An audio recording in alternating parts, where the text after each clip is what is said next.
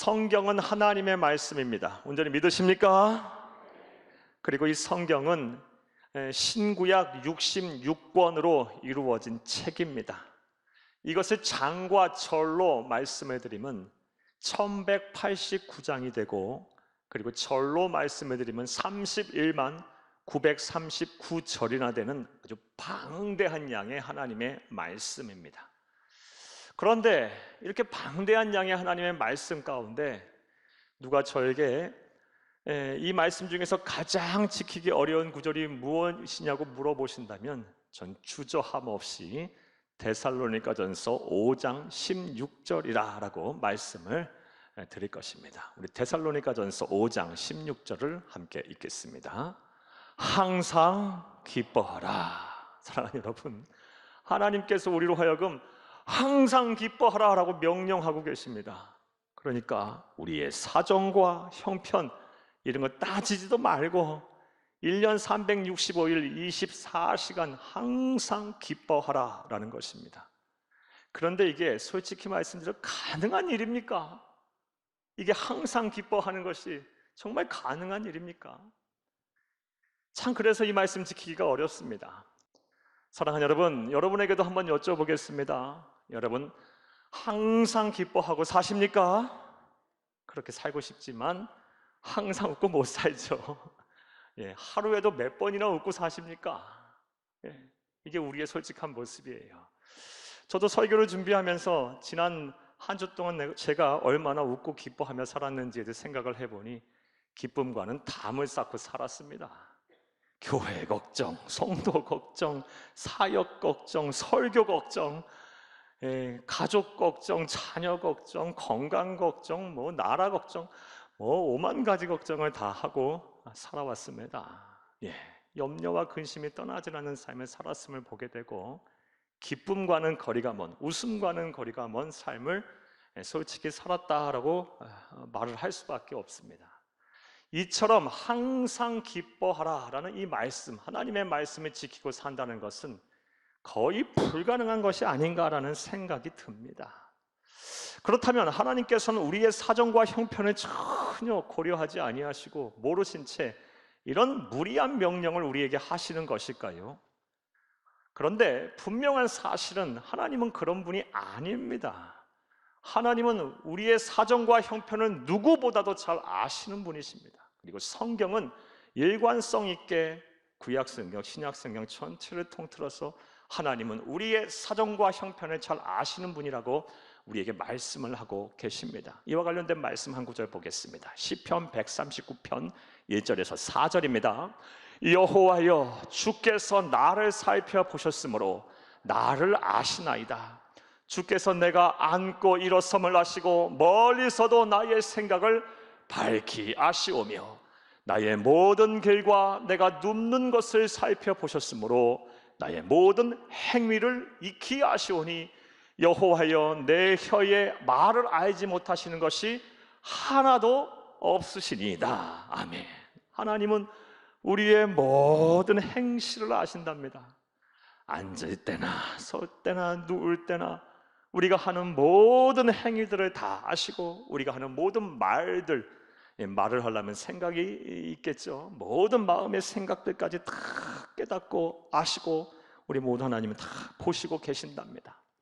이와 같이 하나님은 우리의 사정과 형편을 누구보다도 잘 아시는 분입니다.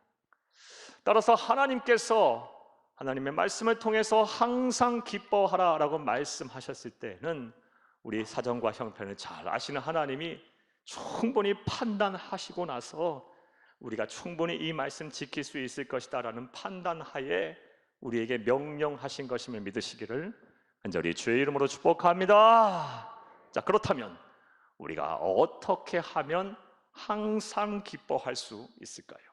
하나님의 말씀인 성경은 우리에게 어떠한 방법을 제시하고 있을까요?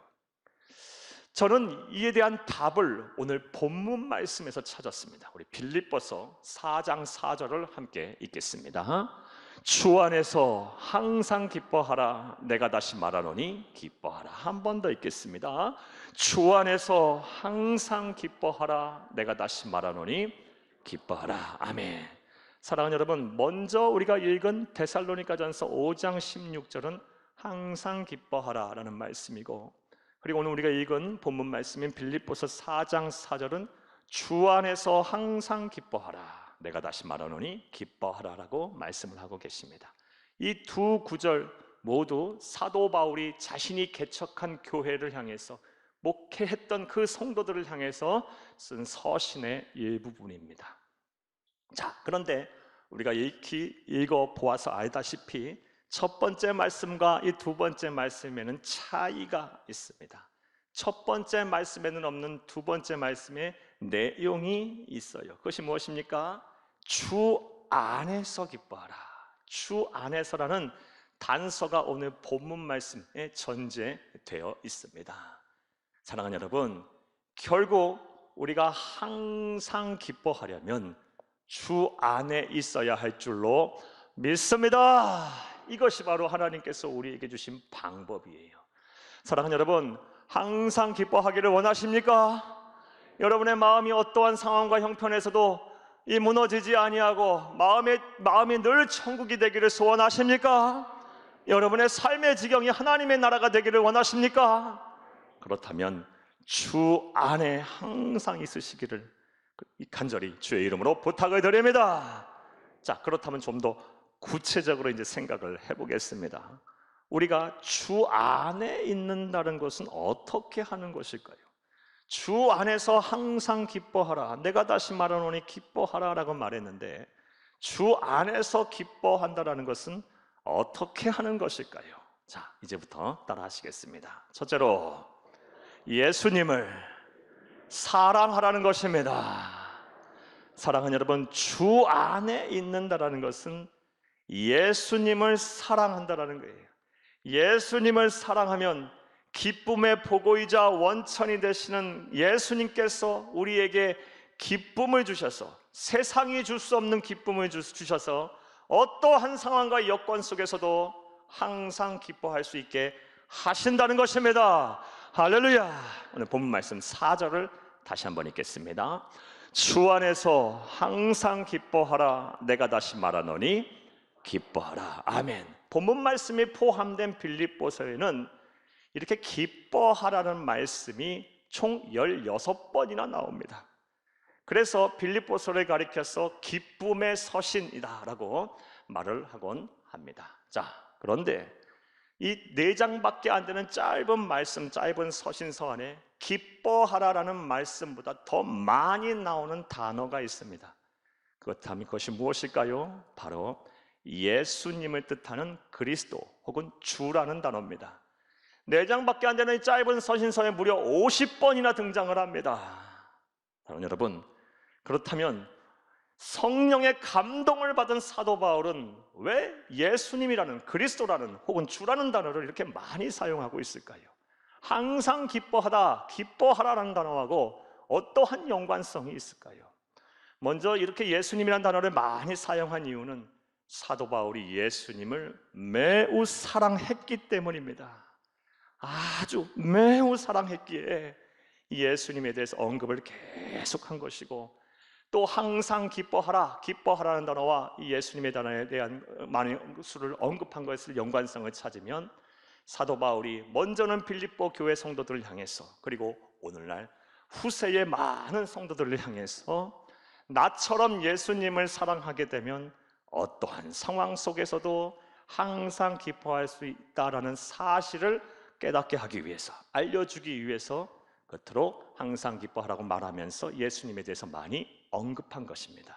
이를 온전히 믿는 여러분 되기를 간절히 주의 이름으로 부탁을 드립니다. 사랑하는 여러분, 그리고 사도 바울이 예수님을 매우 사랑했으면 빌립보서 3장 7절에서 8절 말씀을 통해서 우리가 확인을 할 수가 있습니다. 우리 빌립보서 3장 7절에서 8절을 함께 읽겠습니다.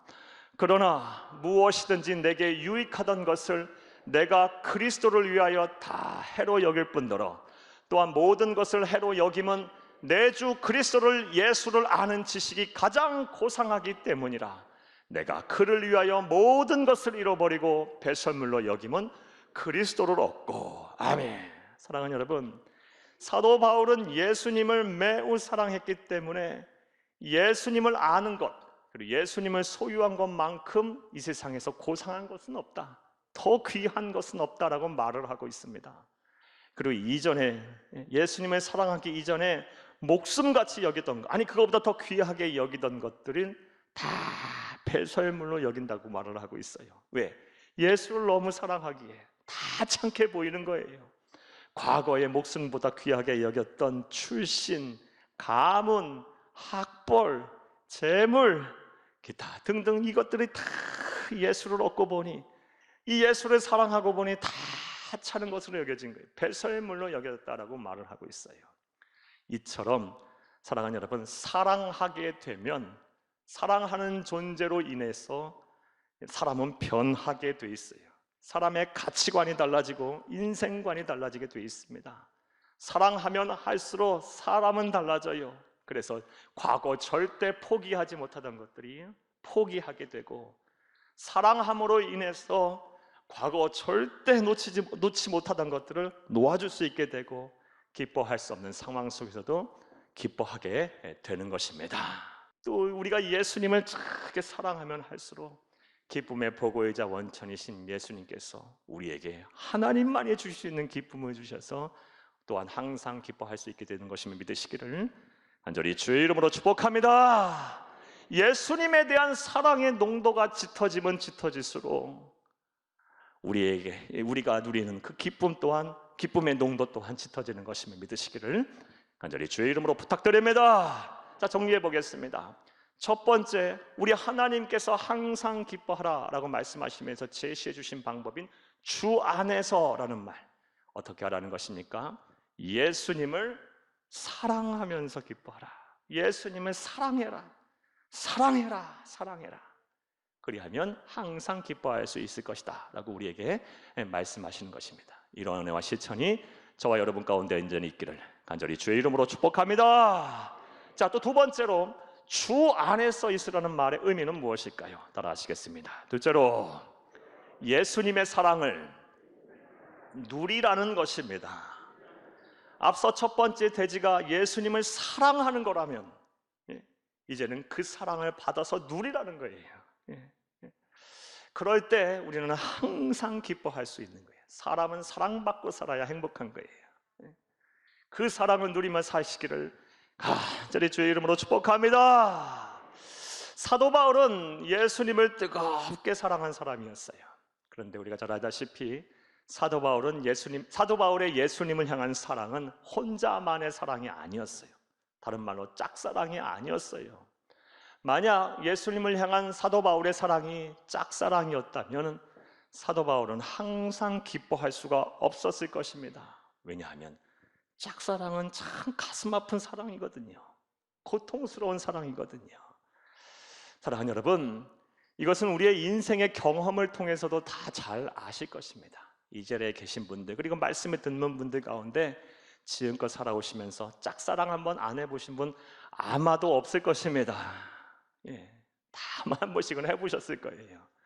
그런데 그 짝사랑이라는 것이 얼마나 힘듭니까? 얼마나 가슴 아픈 사랑입니까? 얼마나 고통스럽습니까? 사랑하는 여러분, 그런데 사도 바울의 사랑, 예수님을 향한 사랑은 절대 짝사랑이 아니었어요. 오히려 먼저 짝사랑한 쪽은 하나님이신 예수님이셨어요. 그리고 그 예수님의 한거할 수 없는, 저항할 수 없는 사랑에 젖어 사도 바울이 그 사랑을 받아 그 또한 예수님을 뜨겁게 사랑한 것입니다. 이는 사도 바울의 또 신인 로마서 말씀을 통해서 우리가 알 수가 있습니다. 로마서 5장 3절에서 6절을 함께 읽겠습니다. 다만 이뿐 아니라 우리가 환난 중에도 즐거워하나니 이는 환난은 인내를, 인내는 연단을, 연단은 소망을 이루는 줄 알미로다. 5절, 소망이 우리를 부끄럽게 하지 아니하면 우리에게 주신 성령으로 말미암아 하나님의 사랑이 우리 마음에 부은 바 되미니 우리가 아직 연약할 때의 기약대로 그리스도께서 경건하지 않은 자를 위하여 죽으셨도다. 아멘. 이 말씀이 무슨 내용이냐? 사도 바울이 말을 하고 있어요. 나는 환난 속에서도 즐겁다. 나는 어떠한 상황 속에든 나는 기쁘다. 항상 기쁘다. 즉 예수를 믿는다는 이유로 박해를 받고 핍박을 당하고 업신여김을 당하고 따돌림을 당해도 나는 항상 기쁘다, 나는 항상 즐겁다. 그리고 예수를 믿어도 질병이 낫지 않고, 예수를 믿어도 가정의 문제가 해결되지 않고, 예수를 믿어도 당장 자녀들의 앞길이 열리지 않는데도 그래도 나는 괜찮다, 나는 항상 기쁘고 즐겁다. 왜냐하면 환난을 통해서 나는 인내를 배우고, 인내를 통해서 연단을 알았고, 연단을 통해서 소망을 품었기 때문이다, 이 말이에요. 그리고 이렇게 된 이유에 대해서 말을 하는데, 우리 5절을 다시 한번 읽겠습니다. 소망이 우리를 부끄럽게 하지 아니하면 우리에게 주신 성령으로 말미암아 하나님의 사랑이 우리 마음에 부은 바 됨이니, 이 말씀 때문이에요. 그가 환난 속에서도 기뻐하고 즐거워할 수 있었던 이유는 하나님의 사랑이 그의 마음에 막 부은 바 되었기 때문이에요. 그것을 지금 누리고 있기 때문이에요.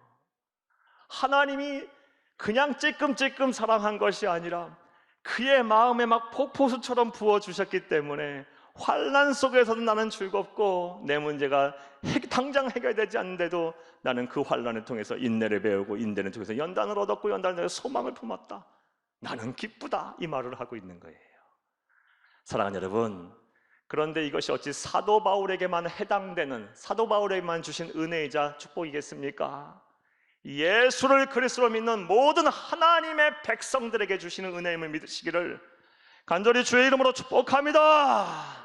다만 우리가 믿음의 눈이 열리지 않아서, 마음의 눈이 열리지 않아서 우리의 마음 가운데, 우리의 삶 가운데 폭포수처럼 부어주시는 이 하나님의 사랑을 못 보고 있기 때문에 한 근심과 근심이 떠나가지, 염려와 근심이 떠나가지 않고 환난 속에서 막 처절하고 낙심하고 마음과 생각이 무너지는 거예요. 사랑하는 여러분, 이제 마음이 막 힘들고 어렵고 우울하고 답답하다면, 하느님마다 잘 안 돼서 막 우라통이 치밀고 터진다면, 여러분보다 여러분을 더 사랑하시는 하나님의 사랑, 예수님의 사랑을 묵상하세요. 그리고 막 마음이 아파, 막 마음이 괴로워. 그러면 여러분을 사랑하셔서, 여러분보다 더 여러분을 사랑하셔서, 여러분보다 더 마음을 아파하시면서 지금도 여러분을 위해서 기도하시는 예수님을 생각하시기를 간절히 주의 이름으로 축복합니다. 그리고 그 사랑을 누리세요.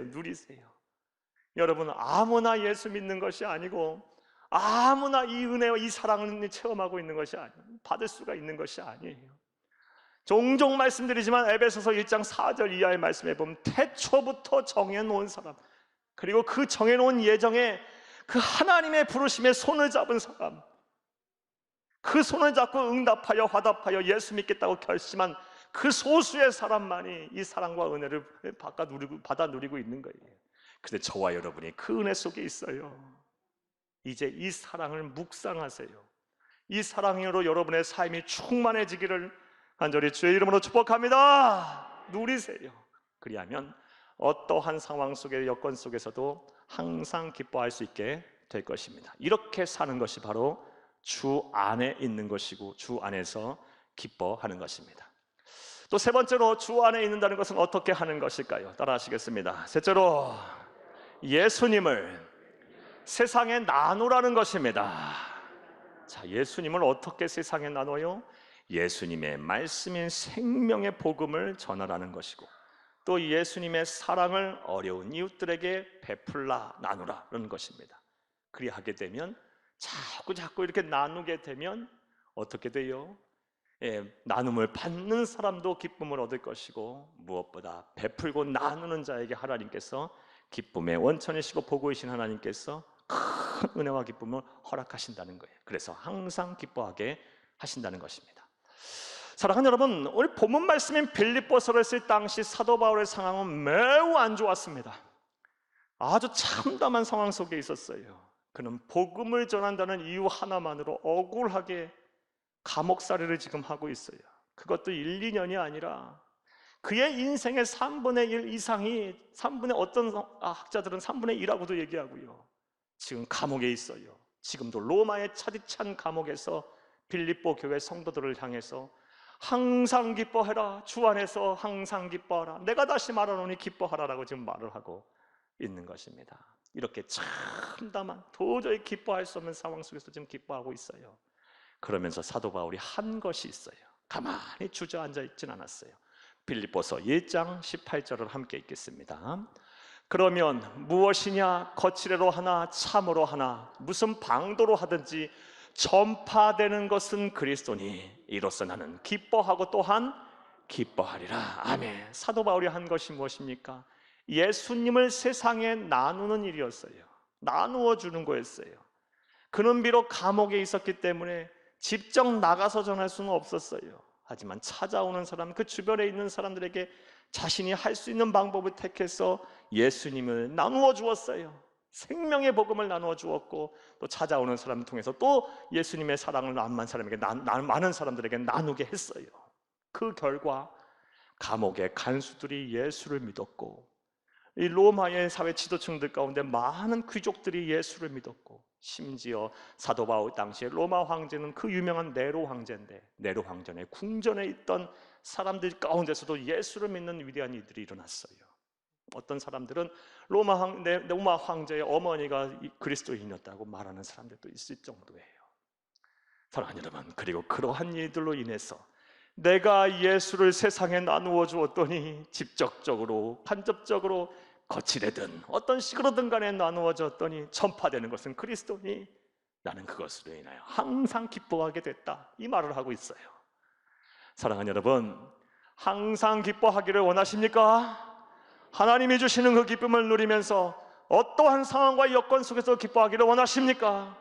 그렇다면 기쁨의 보고이자 원천이신 예수님을 세상에 많이 널리 나누어 주세요. 이미 예수님께서 이에 대한 말씀을 우리 약속으로 주셨어요. 누가복음 6장 38절 말씀에 보면 주라 그리하면 너에게 줄 것이니 곧 후히되어 누르고 넘치도록 너희에게 안겨주리라. 사랑하는 여러분, 예수를 세상에 주면 어떻게 한다는 거예요?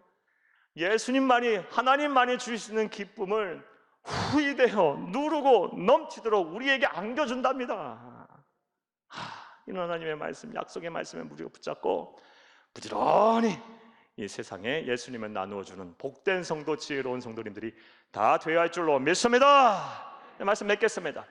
사랑하는 여러분, 오늘은 항상 기뻐할 수 있는 방법, 성경에서 그 방법을 찾아 우리가 나눌 수 있는 은혜를 나눴어요. 그 방법이 무엇입니까? 주 안에서 기뻐하라는 것입니다. 자, 그런데 이 말씀과 관련해서 절대로 놓쳐서는 안 되는 진리가 하나 더 있습니다. 그것은 바로 우리가 주 안에서 기뻐하는 방법을 지금 배웠고 알았는데 이렇게 배우고 아는 것에 그쳐서는 절대로 당장 우리 가운데 기쁨이 찾아오지 않는다라는 것입니다. 배우고 아는 데서 그쳐서는 안 된다는 거예요. 사랑하는 여러분, 오늘 본문 말씀 빌립보서 4장 4절에 기뻐하라라는 헬라어 원어는 카이레떼라는 단어예요. 카이레떼. 이 단어의 정확한 뜻은 끝까지 기뻐해라, 계속해서 기뻐해라. 아주 한국어로 정확하게 번역한 것은 습관적으로 기뻐해라 라는 뜻이에요. 그리고 이 빌립보서 4장 4절에는 이 단어가 지금 명령어로, 문법적으로는 명령형으로 사용되고 있어요. 사랑하는 여러분, 즉 삶의 현장에서 예수를 사랑하는 것이 한두 번에 그쳐서는 기쁨이 안 찾아온다는 거예요. 그것이 습관이 된 사람은 항상 기뻐한다는 거예요. 예수님의 사랑을 막 누리는 것이 그냥 한두 번의 감동으로 인해서 한 사람에게 물론 주시겠지만 그렇게 오래가지 않고 그 기쁨이 머무르지 않는다는 거예요. 습관적으로 예수님의 사랑을 막 누리고 묵상하고 그 사랑을 막 떠올리고 그 사랑에 젖는 사람이 바로 항상 기뻐한다는 거예요. 나아가 예수님의 세상에 나누어지는 일을 그냥 한두 번 형식적으로 하는 사람에게 하나님께서 항상 기쁨에 하는 그런 은혜를 주시는 것이 아니라 습관적으로 아주 계속해서 끊임없이 예수님의 사랑을 나누고 베풀고 전해주는 자에게 항상 기뻐하게 하신다는 것입니다. 여러분, 이 진리의 말씀을 여러분 마음에 새기시고 삶의 현장에서 부지런히 실천하시기를 바라요. 그러면 반드시 하나님께서 여러분에게 복을 주셔서 여러분의 마음들이 다 천국이 되게 하실 것이고 삶의 지경이 하나님의 나라가 되게 하실 것입니다. 기쁨의 원천이자 기쁨의 보고이신 하나님께서 여러분에게 기쁨을 후히 되어 누르고 넘치도록 주실 것입니다. 그런 은혜가 저와 여러분 가운데 온전히 있기를 간절히 주의 이름으로 축복합니다. 축복합니다.